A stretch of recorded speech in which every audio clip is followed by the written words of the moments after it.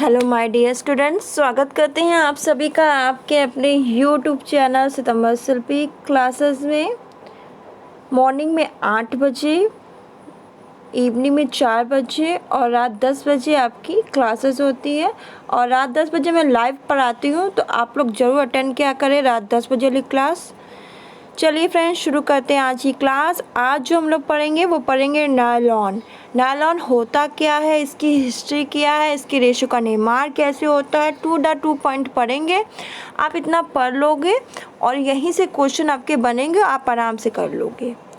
देखिए, नायलॉन एक क्रमित तंतु है जिसे रासायनिक विधियों से संश्लेषित किया जाता है। नायलॉन कैसा है? क्रमित तंतु है। इसे हम जो केमिकल विधि है उससे संश्लेषित करते हैं, जिसे पॉलीएमाइडेट कहा जाता है। तो ये क्वेश्चन यहाँ से बनता है, तो इम्पोर्टेंट लाइन है, इसको नोट कर लीजिए। इसकी मजबूती, टिकाऊपन, चमक, जल्दी सूखना, सलवट प्रतिरोगिता आदि गुणों के कारण इसे जादुई रेशा कहा जाता है। तो मैजिक फाइबर कौन सा है? तो आपका नायलॉन। याद रखिएगा, ये 2 क्वेश्चन तैयार, ये 2 इम्पोर्टेंट लाइन। नायलॉन शब्द एक विशेष शब्द है जो कि संबंधित रासायनिक यौगिकों के समूह के लिए दिया गया है। इसे पॉलीएमाइडेट नाम से वर्गीकृत किया जाता है। संघीय व्यापार आयोग की परिभाषा के अनुसार नायलॉन एक लंबी श्रृंखला वाला संश्लेषित पॉलीएमाइडेट है, जिसमें 85% से कम एमाइडेट श्रृंखला 2 एरोमेटिक रिंग से जुड़ी रहती हैं। कितनी? 85 से कम एमाइडेट श्रृंखला 2 एरोमेटिक रिंग से जुड़ी रहती हैं, मिली रहती हैं। नायलॉन का हिस्ट्री देख लेते हैं, यहाँ से क्वेश्चन बनते हैं। नायलॉन की खोज E.I. ड्यूपोर्ट, डी न्यूयूरस एंड कंपनी के वैज्ञानिक डॉक्टर वेलेस एच कैरोथस तथा उनके साथियों ने की थी। इन्होंने वर्ष 1935 में, यहाँ से क्वेश्चन पूछा जाता है किसने खोज की थी, खोज वाला क्वेश्चन बहुत आता है। इन्होंने वर्ष 1935 में बहुलीकरण द्वारा लीनियर पॉलीमर बनाकर नायलॉन का रेशा प्राप्त किया था। आरंभ में इसको 6.6 पॉलीमर नाम से जाना जाता था। जब स्टार्टिंग हुई थी तो इसे 6.6 पॉलीमर के नाम से जाना जाता था, क्योंकि इसके दोनों घटक हेक्सामेथिलीन डाइमीन और एडिपिक एसिड के प्रत्येक अणु में कार्बन के 6 परमाणु होते थे। नायलॉन नाम इसे बाद में दिया गया था। नायलॉन रेशो का निर्माण, तो देखिए नायलॉन रेशो का निर्माण कैसे होता है। तो नायलॉन रेशो के निर्माण के लिए oxygen, hydrogen, nitrogen, carbon C को निश्चित और नियंत्रित अनुपात में मिलाया जाता है। जब नायलॉन रेशो का निर्माण करेंगे, उसमें जो हमारी ऑक्सीजन है, हाइड्रोजन है, नाइट्रोजन है और कार्बन को हम निश्चित और नियंत्रित मात्रा में मिलाएंगे, निश्चित और नियंत्रित अनुपात में मिलाएंगे। यह अनुपात कितना हो, कैसा हो, ये वह निर्मित किए जाने वाले रेशे की कार्य और प्रकृति पर निर्भर करता है। नायलॉन के निर्माण के लिए आवश्यक आधार रासायनिक कोयला, हवा, पानी, पेट्रोलियम जैसी कच्ची सामग्री, अन्य के बाई प्रोडक्ट जैसे आटे के अपशिष्ट, हेक्सामेथिलीन डाइअमीन, एपिडिक अम्ल 2 रासायनिक पदार्थ बनते हैं। याद रखिएगा, 2, एक तो अपशिष्ट से हेक्सामेथिलीन डाइअमीन और एपिडिक अम्ल 2 रासायनिक पदार्थ बनते हैं। ये क्वेश्चन यहाँ से बन सकता है। नायलॉन को रबर बनाने के लिए उन्हें मिलाया जाता है। इस नायलॉन रबर को ऑटोक्लेव में डाल के गर्म करते हैं। गर्म करने से छोटे छोटे अणु श्रृंखलाबद्ध होकर बड़ा बहुलक बनाते हैं और इसे लीनियर सुपर पॉलीमर कहते हैं।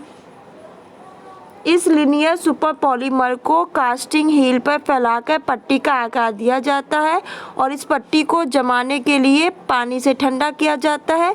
जमने के पश्चात इसे टुकड़ों में काटकर फ्लेक्स बना दिया जाता है। फ्लेक्स को पिघलाकर गाढ़ा घोल बना दिया जाता है। जो फ्लेक्स है उसको पिघला के गाढ़ा घोल बना देते हैं। इस गाढ़े घोल को स्पिन रेट से निकाला जाता है और जहाँ से रेशे बनकर बाहर निकलते हैं। सूखे कड़े रेशों को कंडीशनर से निकालते हैं जिससे कि उसमें नमी आ जाती है। जब कंडीशनर से निकालेंगे उसमें क्या आ जाएगी? नमी। इसके बाद इन रेशों की बटाई करके ऐंठन दी जाती है और फिर धागा बना दिया जाता है। तो बटाई करेंगे, उसके बाद ऐंठन दी जाएगी, फिर धागा बना दिया जाएगा। अब हम लोग जानेंगे कि नायलॉन धागे के प्रकार कौन से हैं। तो पहला है एक रेशा धागा। यह मोटा धागा होता है। वस्त्र निर्माण में इनके एक ही रेशे तंतु का उपयोग होता है। तो एक रेशा धागा क्या होता है? ये मोटा धागा होता है और वस्त्र निर्माण में इनके एक ही रेशा तंतु का उपयोग किया जाता है। एक रेशे के धागों का उपयोग हौजरी उद्योग के लिए किया जाता है। ये धागे कम बटाई वाले या बिना बटाई वाले होने के कारण कमजोर नायलॉन के धागे होते हैं। बहुरेशा धागा, यह 2 या अधिक रेशों को मिलाकर तैयार किया जाता है। प्रत्येक सूत्र में रेशों की संख्या धागे के उद्देश्य के अनुसार डिफरेंट होती है। बहुरेशे धागे एक रेशा धागे की अपेक्षा सुदृढ़ होते हैं, मजबूत होते हैं। जो बहुरेशे धागे हैं वो एक रेशे के धागे अपेक्षा सुदृढ़ होंगे। भाई एक रेशा एक होगा और बहुत सारे होंगे, या 2 से अधिक रेशों को मिला के बनाया जाएगा तो मजबूत तो हो गई। स्ट्रेच धागा कौन सा है? तो ये नायलॉन के रेशे स्प्रिंग के समान खिंचते हैं। जो स्ट्रेच धागे होते हैं ये नायलॉन की रेशे स्प्रिंग होती है ना, खींचो फिर अपने आकार में आ जाती है, वैसे ही होते हैं। जब तनाव कम किया जाता है तो वो अपनी मूल आकृति में वापस आ जाते हैं। जैसी आकृति है वैसे ही वापस आ जाएंगे। इस प्रकार के धागों से हौजरी वस्त्र जैसे बनियान, आंतरिक वस्त्र आदि शरीर पर फिट होने वाले वस्त्र बनाए जाते हैं। कटे हुए नायलॉन के धागे, तो देखिए नायलॉन के रेशों को लगभग 1 इंच से 5 इंच तक के लंबे रेशों को काटा जाता है। ये रेशे घुंघराले होते हैं। गठे हुए नायलॉन धागे, ये रेशे परिसज्जा द्वारा फंदेदार बनाए जा सकते हैं। इनका उपयोग हम खेल के वस्त्र बनाने के लिए किया जाता है। तो याद रखिएगा, गठे हुए नायलॉन धागे का प्रयोग हम जो खेल के वस्त्र हैं उनको बनाने के लिए करते हैं। अब जानेंगे हम लोग नायलॉन के वस्त्रों के प्रकार। जो नायलॉन है उसके वस्त्र के प्रकार क्या हैं? देखिए 100% नायलॉन वस्त्र 100% नायलॉन से बने होने के कारण इन वस्त्रों में नायलॉन के सभी गुण विद्यमान होते हैं, जैसे मजबूती है, कम भारी, पहनना व देखभाल में आसान आदि। इनसे मोजे, स्लीव आदि बनाए जाते हैं। मिश्रित वस्त्र, इस प्रकार के वस्त्र कुछ अंश नायलॉन और कुछ अंश अन्य वस्त्र रेशों को मिलाकर बनाए गए होते हैं। एक्लिन, ड्रैकॉन, पॉलिस्टर, कपास, रेशम, ऊन आदि को नायलॉन से मिलाकर वस्त्र बनाए जाते हैं। ये वस्त्र 2 भागों में बांटे जा सकते हैं। पहला वस्त्र है मिश्रित और दूसरा है संयोजक। तो देखिए मिश्रित रेशों में विभिन्न छोटे रेशों को आपस में मिलाकर धागा बनाया जाए। तो मिश्रित करना मतलब मिलाना, मिक्स करना, नाम से ही पता चला मिश्रित रेशो। तो मिश्रित रेशो में विभिन्न छोटे रेशों को हम क्या करते हैं? आपस में मिलाकर धागा बनाया जाता है जिससे वस्त्र बनाए जाते हैं। नायलॉन व ऊन का मिश्रण अकेले ऊन की अपेक्षा हल्का व मजबूत होता है। यदि पर्याप्त मात्रा में नायलॉन का रेशा वस्त्र में मिला हो तो वस्त्र सिकुड़ता नहीं है, धोने के बाद उसकी आकृति बिगड़ती नहीं है। वर्तमान समय में कपास, रेशम, ऊन, लिनिन, क्रमित रेशों में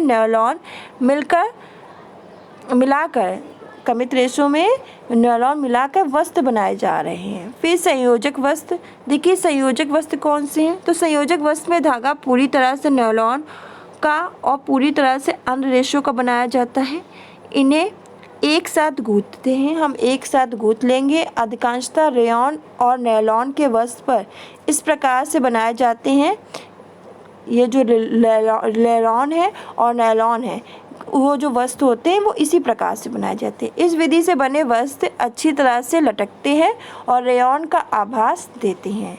प्लवरन के रूप में वस्त्र, तो इस प्रकार के वस्त्रों में किसी विशेष भाग में नायलॉन के रेशों का प्रयोग किया जाता है जिससे कि वस्त्र की मजबूती में वृद्धि हो।